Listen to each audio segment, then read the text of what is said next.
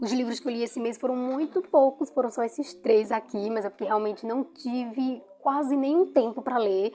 Então, esse aqui foi o máximo que eu consegui dessa vez. Olá, leitores e leitoras do YouTube, tudo bom com vocês? Sejam muito bem-vindos a este meu mundinho literário. E nesse vídeo aqui, como vocês já puderam ver no começo, eu vou mostrar para vocês os livros que eu li nesse mês de junho, que foi o mês passado. E como vocês já viram também, né, foram pouquíssimos livros, porque realmente foi uma correria nesse mês passado. Eu tô estudando agora, né, para fazer o Enem, então eu tenho que ter tempo para estudar, para ler. E tem dias que eu trabalho, também canto na igreja. Nesse mês passado teve muita missa festiva, então a gente teve que cantar em algumas igrejas aqui nas redondezas de onde eu moro. E por isso, sabe, muita correria, muita coisa mal deu pra eu ler. Então, como eu mostrei pra vocês, né, são só esses 3 livrinhos aqui, só que já é bom, né, não deixa de ser uma coisa boa, eu consegui ler pelo menos 3 livros. Então agora vou falar um pouquinho pra vocês sobre cada um deles. Eu vou começar com esse, A Cidade dos Fantasmas, de Victor Schwab. Ele é uma fantasia, é bem fininho assim, tem uma história muito interessante, bem viciante. E aqui temos a história da Cassidy, que é uma daquelas adolescentes pouco popular na escola e que só tem um melhor amigo, que aqui é o Jacob. E tudo bem, né? Tudo normal até aí, se por acaso o Jacob não fosse um fantasma e a Cassidy não fosse capaz de atravessar o véu que separa o mundo dos vivos do mundo dos mortos. Isso acontece porque a Cassidy um dia sofreu um acidente que quase levou ela à morte. Então depois disso, depois que meio que ela voltou, ressuscitou aí, ela conheceu o Jacob, né, passou a ser amiga dele e também vai para o outro lado do véu. Então durante um ano a Cass passa os dias dela, né, tendo um amigo imaginário e também não sendo muito normal. O fato de os pais dela serem fascinados por coisas sobrenaturais não ajuda muito, né? E é justamente por isso também que vai ter um dia em que a Cass vai ter que viajar com os pais dela para a Escócia, que é um lugar, né, onde pode-se dizer que todo tipo de coisa sobrenatural, paranormal tá por lá.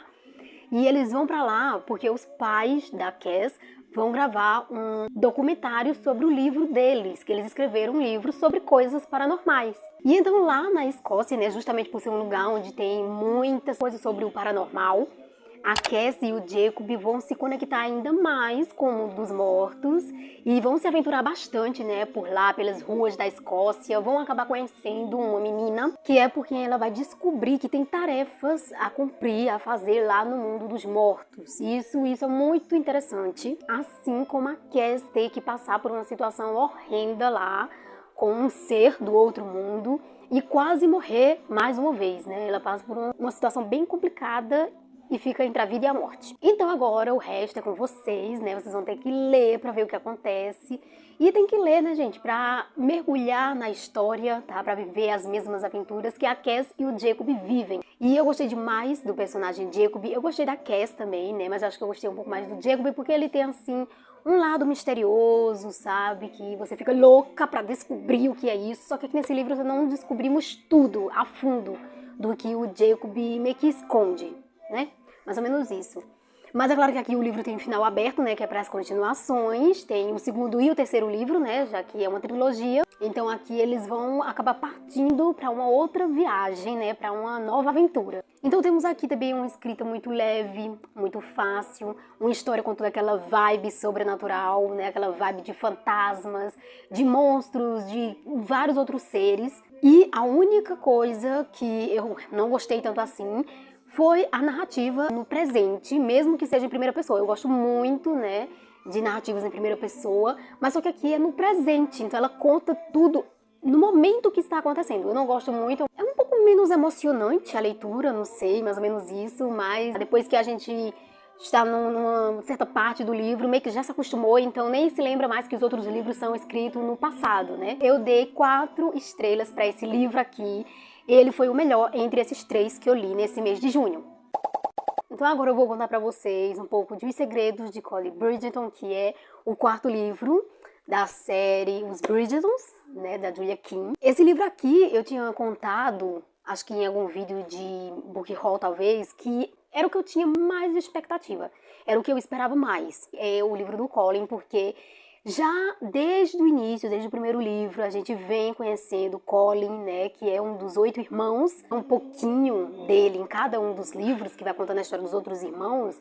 A gente vê que ele é muito divertido, ele é muito engraçado, ele tem um senso de humor gigantesco e eu sempre gostei dele por causa disso, sabe? Era um dos irmãos mais legais que eu encontrei aqui nesses livros. Então, por isso que eu esperava tanto desse livro aqui, né? Tanto do Colin. Esperava conhecer ele mais a fundo.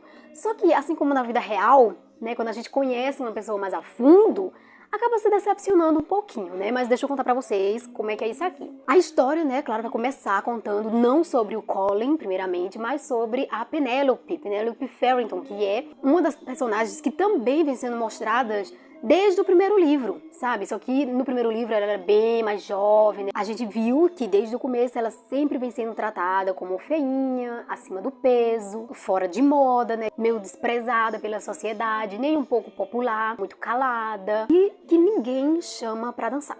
Enquanto Colin sempre foi aquela pessoa adorável, também é muito encantador, é muito sedutor, é aquela pessoa que tá sempre naquela coluna misteriosa da Lady Whistledown, acho que é assim que fala, aquela pessoa que só vive sorrindo, sabe? E então, esse vai ser um romance inesperado, né, entre essas duas personalidades completamente diferentes. E a Penélope, nesse livro aqui, que se passa 10 anos depois do primeiro livro, vamos conhecê-la um pouco mais a fundo também, né? Mas apesar dela já ser considerada uma solteirona, ela tem melhorado bastante na aparência, tem se vestido de forma melhor, de uma forma que ela se sente bem. E além disso, claro, né, a Penélope e o Colin já se conhecem há 10 anos também, desde que ela se tornou melhor amiga da irmã dele, de uma das irmãs dele, né, a Heloise. E desde então, ela nutre um amor platônico e secreto por ele. E aí, eles são só amigos, né, os dois. Ele é sempre muito legal com ela, ele sempre tira ela pra dançar, né, e sempre foi muito cavalheiro. Mas os únicos sentimentos que o Colin tem pela Penélope são de amizade e pena. Até que um certo dia, na casa da mãe do Colin, a Penélope acaba lendo um pedaço, uma página apenas do diário do Colin. O que não chega a ter segredos escritos ali no diário, né? Mas aí ela acaba identificando nele um talento nato para escrita. E é a partir daí que eles dois vão acabar se aproximando mais. Ele vai conhecer coisa que ele não conhecia por ela ser muito calada, nunca ter compartilhado nada com ele, mas agora, né, depois disso, depois que eles começam a conversar sobre escrita, sobre outras coisas, ele vai conhecendo ela melhor, vai vendo o tanto que ela é interessante. E o Colin vai se sentir de forma diferente com relação a Penélope. Fora isso, fora a história, né, da relação da Penélope com o Colin, outro assunto vai ser bem discutido também, que é a Lady Whistledown. Vai ter aqui muitas especulações sobre quem é a Lady Whistledown, até que chega ao ponto em que uma mulher vai fazer um desafio. Para quem descobrisse a identidade dessa mulher, ela daria 1000 libras. Também vai ter aqui no livro, né, algumas participações das outras irmãs Bridgertons, o que me fez perceber, né, que conforme os anos vão passando e os mais novos vão envelhecendo, eles vão sendo mais incluídos aqui nos livros. Aqui nesse, por exemplo, até agora, na verdade, o irmão mais novo, né, que se eu não me engano é o Gregory, ele ainda não apareceu, ele estuda fora, então por isso não aparece aqui. Mas as outras duas irmãs, que eram mais novas no começo da série, agora estão mais velhas, elas estão participando mais das histórias. Bom, mas o mais interessante mesmo aqui, apesar do título Os Segredos de Colin Bridgerton, é que na verdade quem tem um segredo é a Penélope. Então é interessantíssima, a história é muito legal também, né? Mas é claro que tem algumas coisas que, assim como nos outros livros, decepcionam um pouco. No geral, o que importa é que é bom. Mesmo assim, eu dei 3,5 estrelas para ele lá no Scooby, porque realmente foi um pouco decepcionante para tudo que eu esperava encontrar no livro do Colin.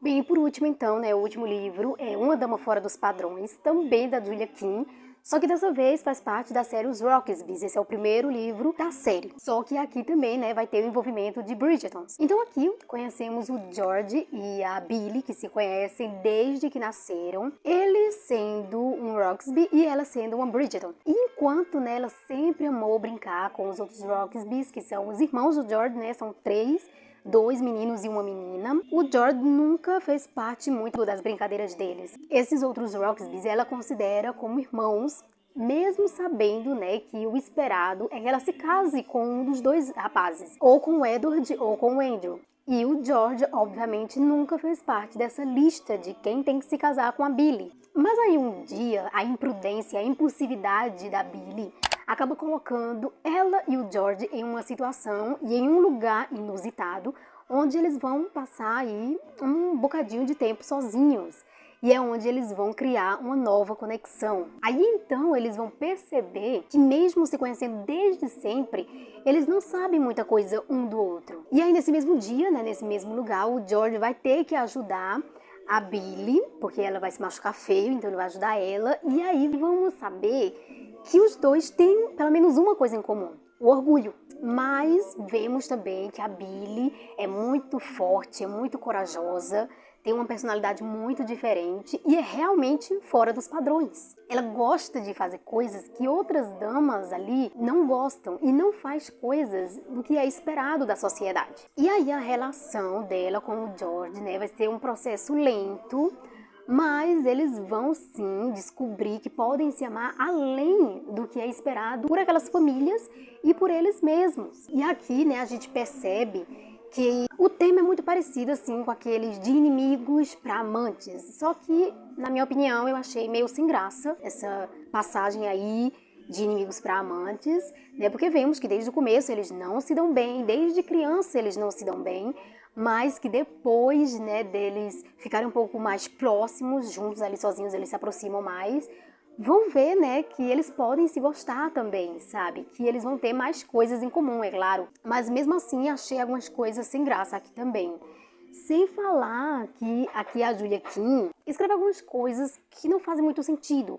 Algumas descrições eu achei mal feitas, sabe? E algumas coisas estão fora do lugar. Não vou conseguir explicar muito bem isso, mas é tipo assim, um personagem está num lugar, numa certa posição, fazendo uma certa coisa. E aí, 5 segundos depois, não está mais naquela mesma posição, ou não está mais fazendo aquela coisa, já está diferente, está em outro lugar, sabe? Só vocês lendo para entender isso, tá? Porque eu não vou conseguir explicar muito bem, um pouco complicado. Mas é isso, né? Fora esses defeitos, esses pequenos defeitos que teve aqui na história, o romance é muito bonito também, o envolvimento do George com a Billy é bonito. E aí, para esse livro, eu dei 3 estrelas e meia lá no Scooby. Não estou muito lembrada, mas vou deixar na tela aí certinho para vocês verem. E aí, como vocês podem ver, né, para livros que eu gosto muito, eu costumo dar 4 estrelas para cima. E os que eu não gosto tanto assim, que não foram tão emocionantes, de 3 estrelas e meia para baixo. Por isso, eu dei 4 estrelas para a Cidade dos Fantasmas, porque foi o que eu mais gostei entre esses 3. E para esse daqui eu dei 3,5 ou 3, assim como foi para o Segredo de Colin Bridgerton, porque realmente não alcançou as minhas expectativas, não foi tudo aquilo que eu esperava.